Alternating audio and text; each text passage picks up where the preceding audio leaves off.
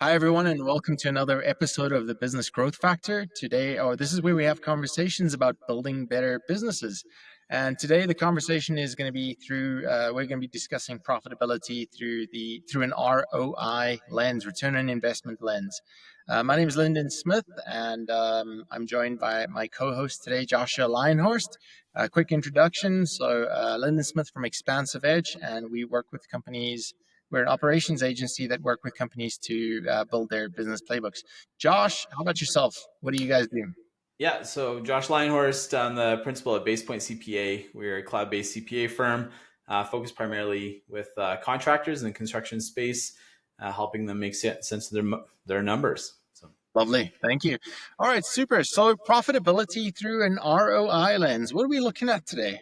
yeah, well, I mean, I suppose we should probably define terms a little bit because people are like, RO what? So ROI, for anyone who is unfamiliar with the acronym, I suppose, or the abbreviation, is return on investment. It's not just a weird way of spelling the name Roy. And so what it is kind of you're looking at what comes as a result of investing in something. Simplest terms, if I have $100 maybe and I put it in some kind of investment and it makes me $5, my return on investment, $5, right? That's kind of the idea in simplistic terms. I think today what we want to talk about though is just more in terms of like getting to how do you optimize profitability in your business. And so, optimizing profitability in your business is increasing the net income, right? Is at the end of the day. And so there's different areas in your income statement you can do that. We've talked about that in some other episodes, just as far as differentiation between gross margin and net profit margin. But here we just want to think about every expense type or expense that we have or deployment of capital, having the mindset of what's my return on this investment. Yeah, And you're not just sending your dollars out to die. that's right. Yeah, exactly. So great reference. And so for anyone there's a book from Kevin O'Leary. I forget what the title is, but one of the key things I got out of there was a cool analogy or idea that he has, where he's like, think of every dollar in your business as a little soldier, and you don't want to send your soldiers out into the battlefield to go die unnecessarily, right? You want to send them out and have them bring back more territory, and so that's kind of what we're trying to do in thinking about ROI on expenses. Is if you're going to deploy a dollar, what's that dollar doing? What's the anticipated return going to be? Let's run through a couple of examples here just to bring some context to what we're, to the conversation. So, return on investment and the expense. What are some typical expenses that we could discuss in a business? I mean, we've got a couple of notes here. Um, Anything that comes up for you immediately? I mean, just Yeah, I mean, classic ones that we monitor regularly for like our virtual CFO clients. I mean, on a monthly basis, we'll always look at advertising, marketing expenses. We'll always look at wages expenses and then just general overhead expenses. And then we'll dive into those, at a more granular level if needed. But like the marketing side, that's one of those ones you've probably heard of, like ROAS, right? Like return on ad spend as a metric. So the whole idea there being, if you're going to deploy dollars into advertising, what kind of return would you anticipate on your advertising dollars? And so if you're just doing Google ads or Facebook ads, which they all can work quite well if you have a good strategy for them. But again, depending on your business, don't just do the ads. Like look at what's coming in as a result of those ads, right? And consider what the return on that investment is. Similarly, sorry, it looks like you want to say yeah, something there. no, I mean, it's just really making sure that you're actually looking at the metrics around it. So, Mm-hmm. understanding what data to look at, and make sure that like whatever's going out, you understand what value that's kind of bringing back into your Yeah. business, and in what shape or form. So it doesn't always have to be monetary value necessarily. It could be Mm-hmm. different types of value, and we can maybe lean into that conversation. Yeah, that's a great point, and I think the advertising one is a classic example of where you can usually tie some monetary value to it, but sometimes there's other value, other return that you can get on different types of investment, right? Okay. Some of it is indirectly tied to money, right? So if you think of perhaps investment that you might make in your team. So maybe Brilliant. you have the choice, the decision of like, okay, so yes, we pay competitively for our team, but in addition to that, maybe every quarter we do some kind of big event with them, right? There's going to be an expense to that. I've seen expenses in the tens of thousands of dollars or more as like for doing these types of investments in the team. And so then the question could be like, okay, well, those are dollars that were deployed, right? Were they deployed out to die unnecessarily, or was there value in doing that? Was there some kind of return, right? And so you think about, okay, by doing this, you've developed a bit of a team culture, so you have a more cohesive team that works well together, that enjoy being together. There's good internal communication is improved when you have these types of things happening. And so as a result, your efficiency, and we've talked about this in a different episode, but like the efficiency within your company increases when all of a sudden you have better communication lines as well. And then, I mean, the direct tie to the monetary side too, on say investing in your team might be considering the trade-off of having people leave your team. So if you don't have good retention in your team, now you have costs that are going to be associated with bringing in somebody new on your team, right? So if you think of recruitment fees and training time and all that, you're going to have very real costs tied to not making investments on the HR front. So what I'm hearing is it's not always the return on investment, like the return in terms of like you're going to get money back, but it's money that you don't have to actually spend. So Yes. Yeah. by It's like preventative maintenance almost. yeah, by increasing that retention rate, you're avoiding the cost of having to recruit, onboard, transfer that knowledge from the previous person that's left the company, have those handover meetings, have the like whatever it is to say, all right, you're leaving the company, we need to extract whatever we can from you, and then pass that on to the next person or to the rest of the team, and then Mm-hmm. the hiring process, which is costly, Yeah. onboarding process, which is costly, and then just getting that person up to speed and up to the level that that person that originally fulfilled that position, was at before leaving the Yeah, I mean, company. you could kind of think of it as like a maintenance expense on the HR front, right? Because, another category, if we want to like dive into some different ones, would be your repairs and maintenance expense. And so, if you're in a government agency, not to like knock all government agencies, but oftentimes their fleets are very well maintained because you just have people like, sure, I'll go bring a vehicle to the shop for the day and mill around for the day.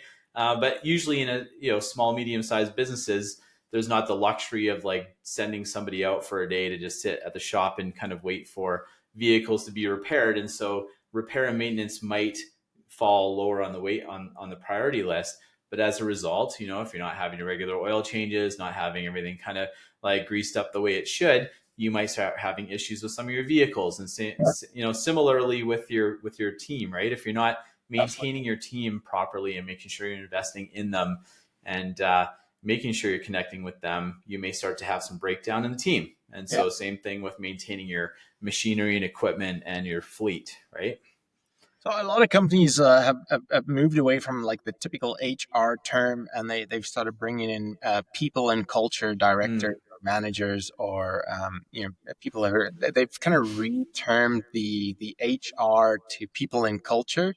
And Mm-hmm. the whole idea behind it is, like we're increasing, enhancing the value of our culture, Yeah. so that we can retain employees. And I think, that's that preventative maintenance that you're talking about, is Yeah.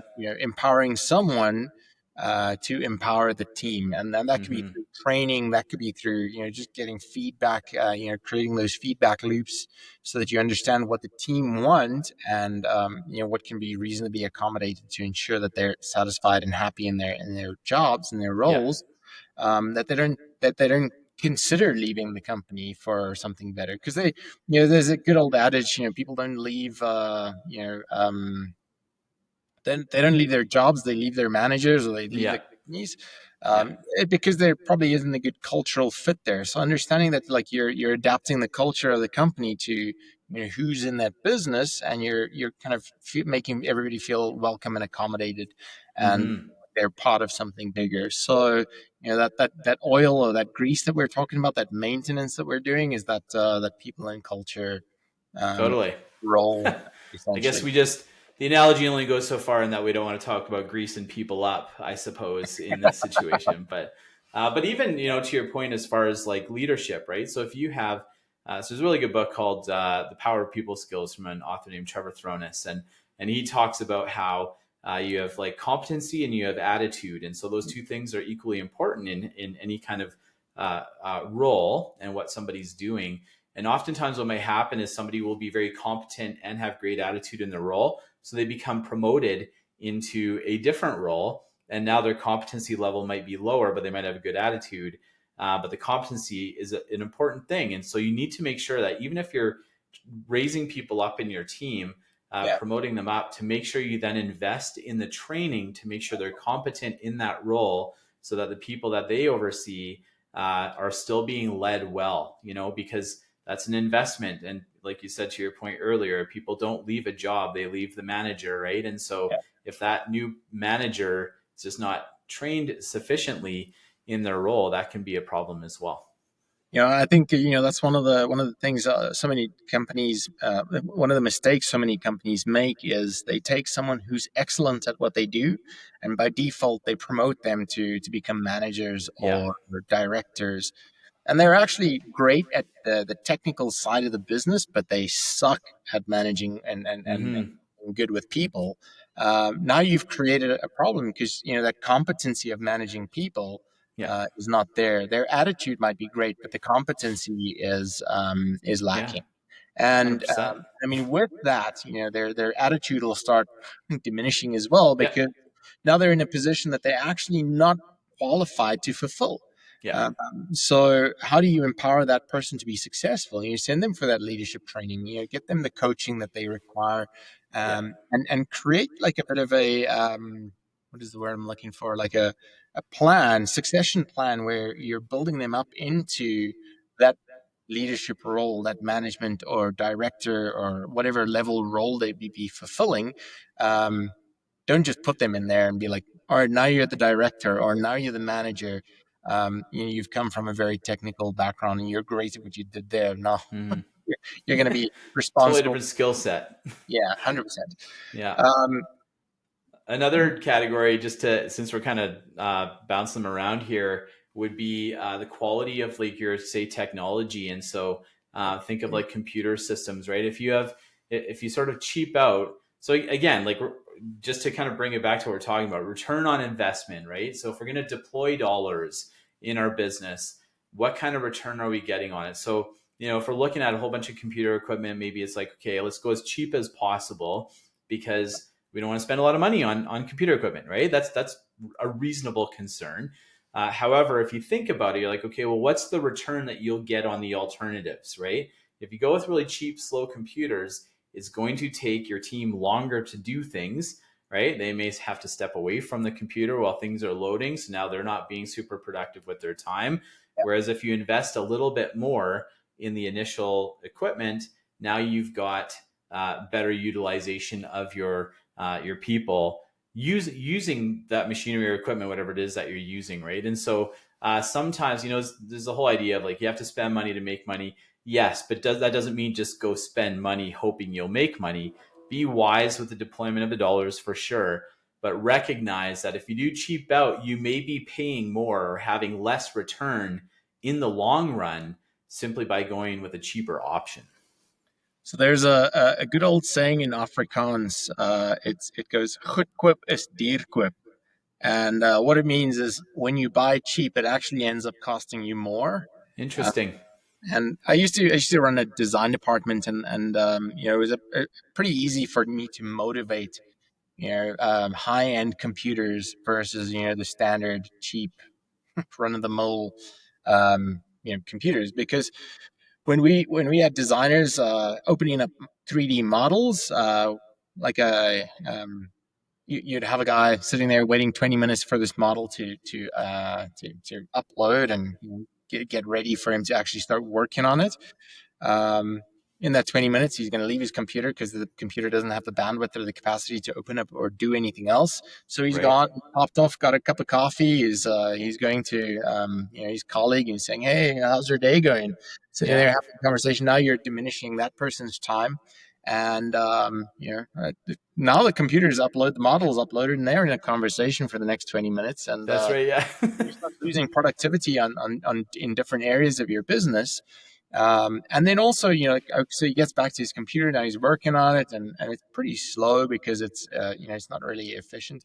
Rather invest the money, like instead of $2,000, $4,000 in a pretty solid system. How much time is that saving? How Mm-hmm. much productivity are you losing out on having this the slower computer in the bigger, broader sense of things? If you're thinking it's like 20 minutes every model that they're opening up, how many times they're Right. opening up a model every single day, Times multiple employees, right? Yeah. multiple employees, what is that costing you in a week, in a month, in a year?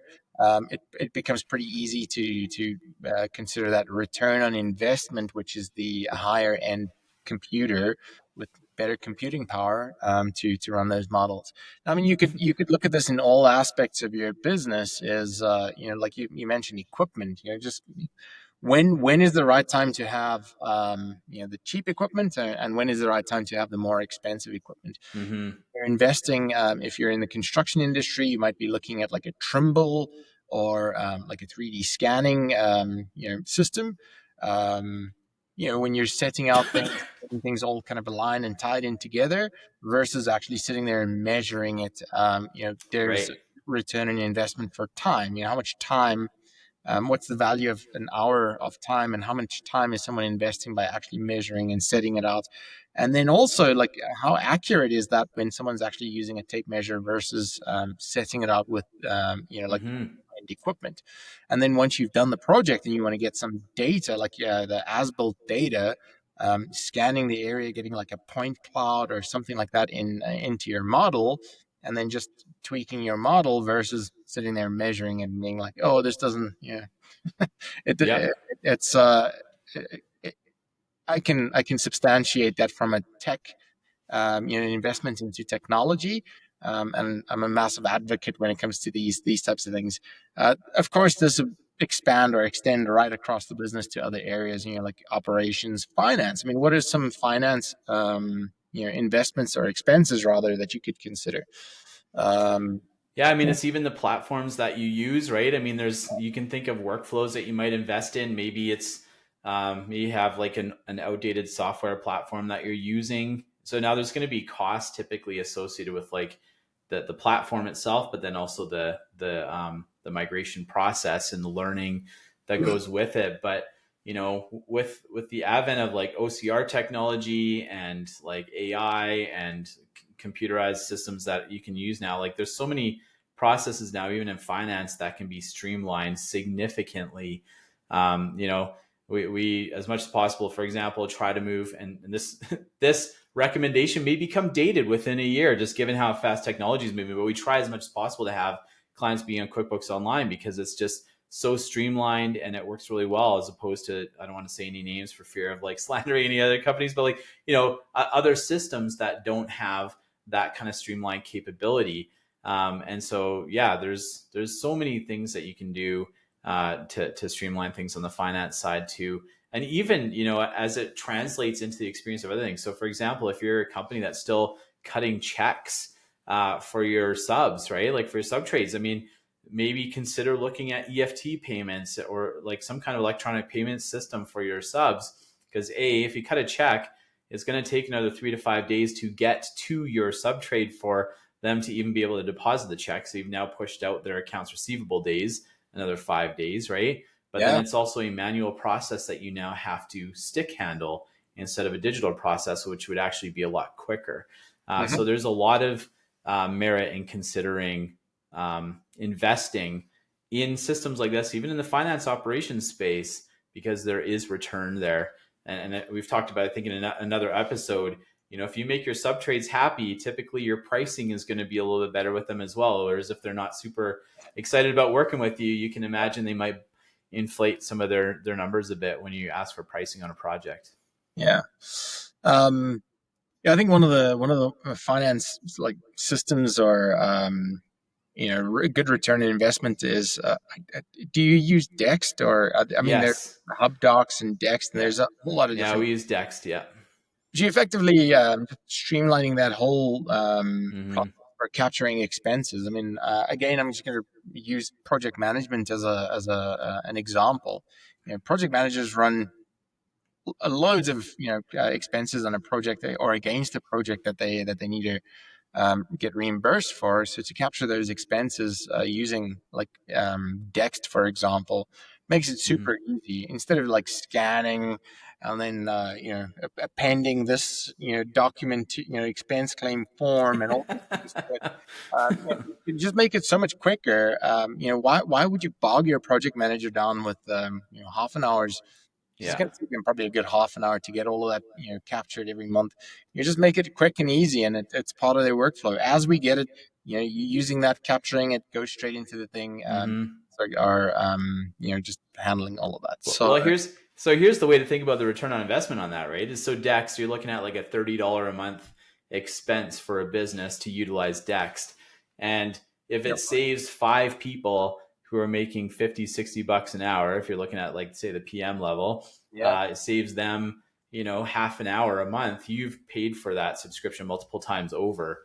Plus you've just streamlined your processes too, right? So, having everybody on site be able to just take a picture of the receipts and then put it through the system. I mean, there's other platforms too, like Expensify and systems like that too, where you can basically capture receipts and have them uploaded instead of having to have people bring paper into an office and sort through it, which all takes time. I mean, these are relatively inexpensive platforms that, yeah, another good financial system to streamline that for sure. yeah. So Josh, I mean, I'm put you on the spot here. We're talking about return on investment or expenses and measuring return on investment. How do you make that decision? It's sometimes like it's working the way that it's working, but Mm-hmm. how do I qualify or make that decision? What's the best? Like, is there like a short, like a couple of questions to ask myself, when I'm considering something, because it can stack up pretty quickly. It's just another software. Yeah, it saves Mm-hmm. a bunch of time, Mm-hmm. but it's just adding and adding and adding to Mm-hmm. the stack of costs that we have, right? How do you make that decision to say, all right, this is a good return on investment. We're going to add this to our tech stack, or we're going to add this to, because there needs to be a bit of a balance between, Yep. like what we're spending and the income coming in as well. It might make us more efficient, but it's another expense that we've got to consider. Do you have any comments around that specifically? I'm gonna give the classic accountant "it depends" response, but it would depend. I mean, a good question to ask yourself is why are we currently using the platform that we are using, right? Hmm. Because maybe it's not the best platform, maybe it is, and so if you can kind of get to kind of ask the five whys on that a little bit, get to some underlying rationale as to why you're using existing platforms or doing things a certain way. Because what that does is it helps kind of set the fence post for decision making. It's like, oh, we're using this because we care about the good internal controls of the system, and we're using this platform because it really helps us stay organized with our projects, and we're using this platform because it gives us really good transparency into the financials on each job. It's like, okay, we care about those three things. So now, if we're looking at potential alternatives, what are the things that we care about? We care about those three things, right? So sometimes it helps just filter out the yes or no to alternatives question. But then you want to just think about like the overall cost of utilizing, say, one platform over the other. And those costs can be direct as far as how much time does it take somebody to use this system or this method or whatever it is that you're looking at a potential investment alternative for, and how much would it cost to use the alternative. But then also, what are some of the other indirect costs, as we talked about earlier, right? So, for example, if you're going to implement something that allows you to pay your trades a lot quicker, there's going to be some other returns on that investment that aren't simply just a direct cost to cost analysis on the platform. Yeah, That was a long-winded way of kind of explaining it, but it really depends on what it is that you're considering. yeah, If it's a piece of software, it should just you should always ask why it is that you're implementing it. Especially entrepreneurs have a tendency to have flashy or shiny object syndrome, right? Where it's like, that looks cool. I want to use that platform. But in especially, I mean, we're kind of focusing in on platforms here, but as far as like systems and platforms, there's implementation that's required. There's a bit of a process. So you want to think through it before just pulling the trigger on something like that. Build out a plan in it, before just Yeah. kind of proceeding. 100% agree with you. And I think it's just understanding what problem that solves for your business. Yes. Um, Yeah. and then also just taking a view on the existing, like what do you have already? Like what is the current structure or software solution, Mm-hmm. equipment, technology, whatever it is that you're considering? What does the existing look like? And then what problem does this solve for us? Yeah. So give you a pretty rudimentary example. I mean, we were talking about Loom on the previous episode, and I think we mentioned it here. Um, I had a client ask me, like, why would I use Loom if I could just use Google, Google record it with a Google Mm. meeting? I was like, absolutely. Yeah. It all depends on, like, what is it? Why would you pay for those extra subscriptions if the outcome that you're looking for is just a screen recording? And Yeah. so that's what they're using. So it's Especially when some, you're thinking subscriptions. I mean, every subscription is $20 or less typically, right? And so, there's death by 1,000 paper cuts. There's also death by 1,020 subscriptions because those do add up I've over got, time. I got another client that said to me, I said to me, yeah, it's about $20 for this software. I can't remember what I was sharing with him. He's like, oh man, it feels like I'm getting $20 to death. Yeah, right. It's And because you it have, falls under the radar of like having to think about it too much. Like, that's only $20 a month. That's yeah, not that big of a deal. you just add it there, and then you look again. You're probably spending like $700 a month, on one person or Yeah. on So um, actually, just kind of a quick tip on that, is we have a process that we call traffic light budgeting, where this works really well on your dues and subscriptions account in your income statement or your chart of accounts. Is go into that like once a quarter, and then just look at each transaction in that account, and then anything that you're like, yes, we need this, we want this, highlight in green. mhm, Anything that you're like, we actually don't need this, why are we paying for this, highlight in red. And then yeah, anything where you're like, I think we still use this, but not totally sure, highlight in yellow. And once you've done that exercise, go and cancel everything that you've highlighted in red. And then anything in yellow, flag to look at it in a month from now. And so in doing that, you kind of address that risk of set and forget. And then, for companies, which I highly do not recommend this, but a lot of companies that do this where they don't really look at their financials till the end of the year. You should be looking at them at least quarterly, if not monthly. But for the companies that do leave things till say like the end of the year, they're not looking at this and they're like, wow, we spent like an extra $8,000 on these subscriptions that we didn't need, right? And so it's these like set and forget things that can add up significantly. yeah. So a quick question on that, because what we do with our clients is we document every tech, like every solution that they have, and then we kind of categorize them for which departments use it, who's responsible for it. So Hmm. who's responsible in ensuring that the subscriptions are up to date, maintained, that we've got the right number of users on it, that we're not paying for 100 users and we are only 80 people Right.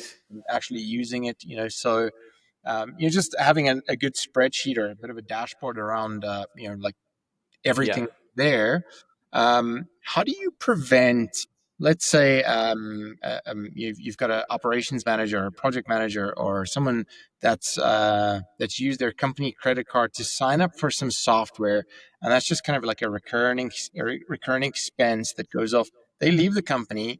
Uh, Mm-hmm. they've used a company credit card, not necessarily their own, but it's a Mm-hmm. company credit card, and that software is just running for the next 3 years. Because I've seen that. I've seen that with Yeah. companies. They're paying for softwares that I They asked don't them, need. "What is this?" I'm like, Yeah. I don't know. And then you start digging around. Oh, that's something that Joe from like That's two right. years ago subscribed. Like, "Oh, so you've been paying for this for the last 2 years." Yeah. It's pretty substantial in some cases, and it's we can terminate that right now. So, Yeah. what is your take on how to deal with that? How do you actually find that information or those expenses, and Mm-hmm. you deal with that? Yeah, that's a good question. I mean, this is getting into tactics a little bit, but having rhythms in place to review. So whether it came through Joe's credit card or through main invoices or whatever it is through the company, theoretically it would still end up flowing into specific accounts in your chart of accounts. And so doing a quarterly review on some of those accounts where you can have some of those set and forget type expenses that could just sit there and erode the bottom line is a good idea. Just kind of off the top of my head, maybe if you encounter things like that, just making sure whoever's doing the record of the bookkeeping ensures that the description on that transaction line has the person's name beside it. So then, so you're like, okay, these are people specific transactions that we would not carry if this person leaves. And so then, once they do leave, then maybe as part of your offboarding process or workflow, Yeah. you have let's go through the GL and just general ledger and just make sure we review any transactions that have this person's name attached to them and Yeah. cancel those, or just keep a list somewhere, right? It's like, here's like our subscriptions list. Yeah. These are specific to this person. These are what are canceled as part of that process. I mean, if you use a good people and culture, not HR platform, that is a good place to keep track of all your team members. Oftentimes you'll have a notes section. You can even have the notes in there, so at least it's somewhere recorded, so that as part of your offboarding process, it would be something that you resolve. Because that is a good question. Those are things that business owners look at 5 years down the road and they're like, oh man, for this long we've been paying for that thing, right? You may have lost out a couple of $1,000 there, and Yeah. it's flowing to a service provider that you're not leveraging. Yeah, it's a flight Yeah. down to Mexico. And so again, what we're trying to get to here is having that mindset of return on investment for each dollar that's deployed out in your business, right? And sometimes, again, it's not going to be money coming back to you right away, as in your sort of traditional investment sense. It will be cost savings down the road too. Yeah. And so we have to think about this even on a monthly basis with clients, because obviously, as with our virtual CFO services, it's not like it's a couple $100. And so we have to have this mindset too when we're making recommendations for considering ROI on the deployment of dollars, right? It's like you're deploying dollars on the heightened level of analytical services and recommendations and financial guidance that we're providing. Is this worth it? Right. And Yeah. at some point, even as advisors, because, even yourself being in an advisory space for clients, there comes a point where it's like, okay, your business has now reached a point where we are no longer the best Yeah. ROI on the deployment of dollars. Maybe you need to, in our case, it ends up being they need to have somebody they hire in-house as a financial lead because they actually just need a little bit more steady oversight that way. But always just maintaining that mindset of return on investment for deployed dollars is kind of what it comes down to at the end of the day here. Yeah, I think in more simpler terms is what is the value that we're creating by investing in whatever. Mm-hmm. It Yeah. could be training, right? So you're not going to see that value immediately, but you're going to see that value in enhanced productivity, in improved leadership skills, Yeah. improved culture. So there's employee engagement. There's a lot there to consider. What is the value that you're actually investing in, Yeah. and what would a return on investment look like in the future? I think he's always just trying to, because you want to put some metrics behind it. You want to Yeah. look at how to measure. We've invested $20,000 into training. How do we measure the results from that? I think is what you want to try and consider. And then it's not going to get your results immediately. It's going to be something further down the line. Mm-hmm. That result, that return on investment, or that metric could be, hey, this person started off as a technician. We've promoted them to manager. They weren't really much of a people's person, but this training that we've sent them on has empowered them to be more engaging, more people oriented, more understanding. They can get into the world of their subordinates, and really they've got a lot of value to add to them. So Yeah. now they become like an asset to your company, rather than people coming to complain about, hey, that guy doesn't know how to speak to people, or Yeah. Well, the other thing I think about too, I mean, when you're talking about building value, it just kind of made me think as well, is when you think of selling your business in the future, right? The value of your business is going to be based on profitability, a profitability metric, typically EBITDA, earnings before interest, taxes, depreciation, amortization, and then a valuation multiple of some kind. So in the construction space, usually like 2 to 5x, 2 to 4 is probably a safe range. So if you think about it, if you have a $500,000 net income kind of business, and you're looking at 2 to 4 time multiples on a potential valuation on a sale, you're looking at like, a million to 2 million roughly in a valuation for your business, right? And so what is it that will impact where along that scale your business falls is the investment in some of these things as well. And so again, yeah, you invest in training, you invest in building your team. You may not see money coming in the door, as a result of that, in the same way you would with, say, like traditional investments. But you are retaining your team, you're making your team be more efficient, but also in having your team operate better, and having your business be a little bit more turnkey when you do exit your business, which everybody does exit it at some point. If you want to harvest as much value out of your business when you exit it, you want to slide up that multiple scale. And what is it that moves you up that multiple scale? It is things like having a very well functioning business. In addition to the profitability metrics, of course, you want to have the profitability there. Oftentimes, the two impact each other. When you are focusing on things that optimize revenue or profit, you are focusing on systems that slide you up the multiple scale. And similarly, when you focus on things that slide you up the multiple scale, you're also driving your profitability. And so all of these are investment type activities that do have ROI, but you do want to just think about that each time, right? We're investing in this initiative, in this system, in these people, whatever it is.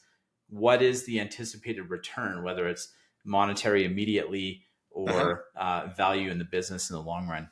I love that. I think that's a really great way to wrap up this episode. Is exactly what we were saying. There's like that value that you're driving for the business, and Mm-hmm. when you're investing, what is what value are you creating, and how do you measure that? So it might be like you said, sliding that multiple up, to a 3x instead of a 2x. Yeah. Yeah. Awesome, Josh. Thanks again for the conversation. We need a button up here today, and we're looking forward to some more episodes, sharing some more with you on the next episode of the Business Growth Factor, where we have conversations about building better businesses. Thank you. Thank you. Take care, and see you soon.